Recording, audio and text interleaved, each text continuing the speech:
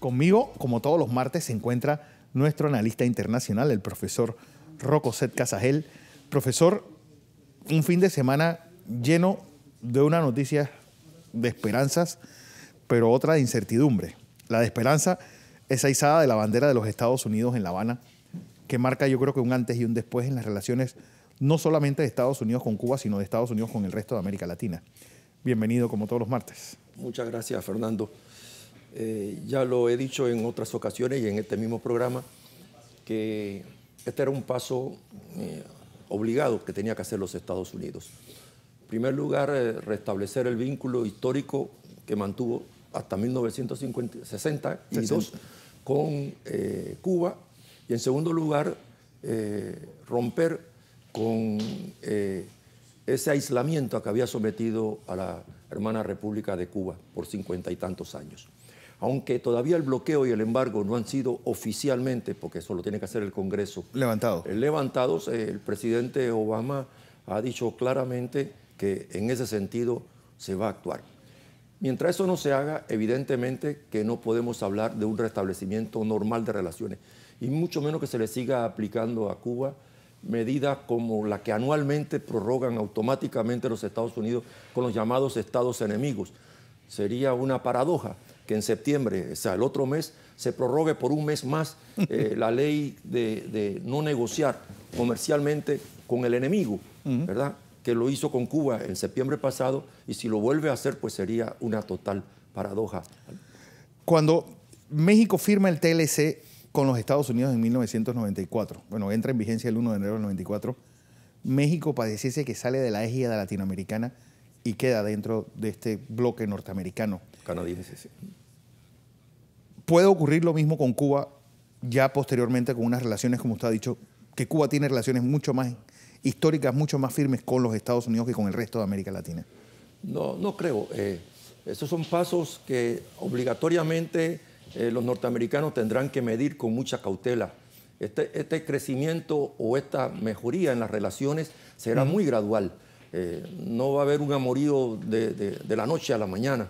Los cubanos han aprendido muchísimo estos 50 años, tienen mucho que dar, siguen siendo en la región un país emblemático, sí, y en consecuencia los Estados Unidos no podrá tratar a Cuba ahora en la misma circunstancia que la trató por 50 años después de la enmienda Platt hasta 1959.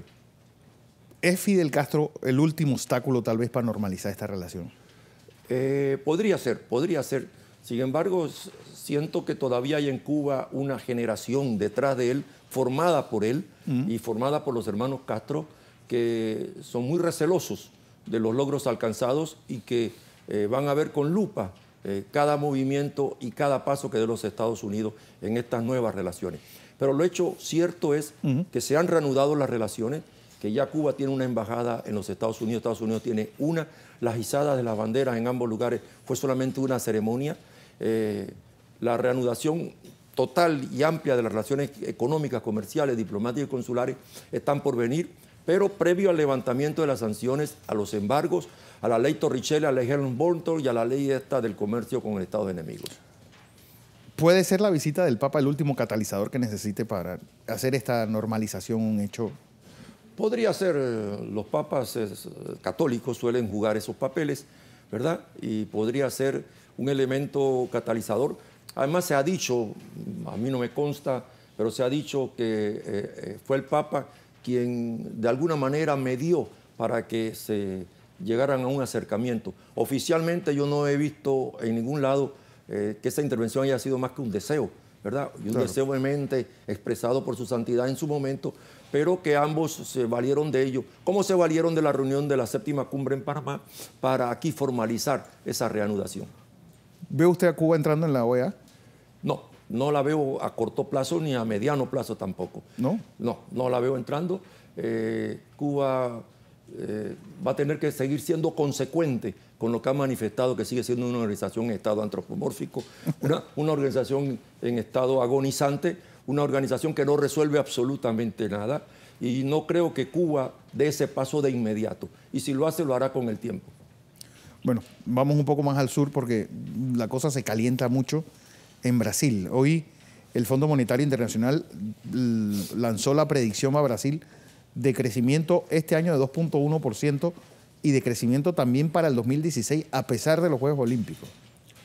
Bueno, lo que está ocurriendo en Brasil es un proceso desestabilizador. Y al margen de lo que te comenté en mi última comparecencia en este programa sobre los desmanes ocurridos durante el primer mandato de Lula, hay un hecho cierto que no le conviene a la democracia brasileña ni a la latinoamericana, y mucho menos al eje del sur, un impeachment, por ejemplo, a Dilma Rousseff, o que haya un juicio político en la Asamblea. Creo que el expresidente Ignacio Lula da Silva ha hecho bien para salvar un poco o refundar lo que queda del partido de cara a próximas elecciones, aunque sea dentro de 4 años, en convencer al partido del Movimiento Democrático Brasileño, al presidente del Senado y al vicepresidente de la República y al presidente de la Asamblea, del Congreso, de la Cámara de Diputados, de que sean más tolerantes. Y si bien es cierto, en el caso de Eduardo Cunha, presidente de la Cámara de Diputados, personalmente se ha distanciado de Dilma Rousseff, no así el Partido Movimiento Democrático Brasileño. Pienso que Lula es consciente de que hubo desmanes, que hubo desfalcos, que hubo muchas atrocidades cometidas en sus 2 mandatos y en el primer mandato de Dilma Rousseff. El caso de Petrobras no escapa a la memoria de esos 100 millones de votantes brasileños que en algún momento le pasaron factura. Y de allí la baja popularidad que tiene la señora Dilma Rousseff, que no llega al 8%, y el propio gobierno que goza de una popularidad apenas de 30%. ¿Cómo no puede pasar? Las decepciones en política son tan fuertes como las decepciones en el amor. Pasar de héroe a villano en Brasil ha sido casi de unas cuestiones de semana. Lula se lamenta y pienso que le está exigiendo a Dilma Rousseff que se mantenga en el poder. Si bien es cierto, el centro derecha y la derecha, aupado por el Partido Socialdemócrata brasileño y por el excandidato a la presidencia, Neves, están insistiendo en las calles, tomándose las calles, incluso clamando o reclamando hasta un golpe militar. Pero ¿cómo puede mantener alguien es decir, ¿se puede mantener Dilma 3 años más con este lastre?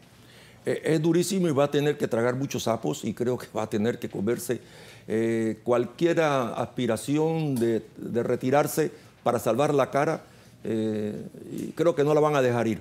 Ahora, tendrá que hacer uso de algunas recomendaciones que le han hecho el propio Lula, entre eso reducir su gabinete de 39 ministros y secretarios con rango ministerial, y votar un poco de incapaces, según palabras propias de Lula, de mediocres que tienen ese gabinete, de suerte tal que ella pueda de alguna manera reestructurar el gobierno y darle aire al Partido de los Trabajadores, que se encuentra en su peor momento de su historia. ¿El péndulo puede moverse hacia la extrema derecha? ¿Hay un movimiento de extrema derecha en Brasil? Hay un movimiento de centro y de derecha y de extrema derecha que está en las calles, que se las han tomado, aunque estas manifestaciones anunciadas para el día domingo, que anunciaron sus organizadores, serían apoteósicas, llegaron a calcular que en los 26 estados, 26 estados donde se realizaría, y en los 55 municipios habría más de 2 millones de personas. El hecho es cierto que ningún medio de comunicación recoge a más de 600.000. Eso si la comparamos incluso con las movilizaciones de los meses de marzo y de abril y de mayo, que fueron superiores a esta, eso le dio un alivio temporal a la presidenta Dilma Rousseff y a su gabinete y a su gobierno, para no pensar en una renuncia inmediata. Por lo pronto se han salvado del impeachment o el juicio político, por lo pronto. No habrá tregua hasta las Olimpiadas, supongo, ¿no? No habrá tregua, evidentemente. Se han tomado las calles. Lo mismo que ha ocurrido en Venezuela, que podría ocurrir en Ecuador, pareciera ser un movimiento desestabilizador montado por los poderes fácticos desde afuera, que ven con muy buenos ojos la oportunidad. Y lo mismo está ocurriendo en Centroamérica, ahora a la inversa, para derrocar a 2 gobiernos de derecha. Sí, entonces los indignados acá es la izquierda la que está en las calles pidiendo el alto a la corrupción. Tal es el caso de Guatemala y de Honduras. En el caso de los 3 países, Kirchner por lo pronto, o la señora Kirchner, tiene una elección muy pronto. Por lo pronto se está salvando, y elecciones primarias que se celebraron hace 2 domingos les ha dado un tremendo respiro al partido peronista.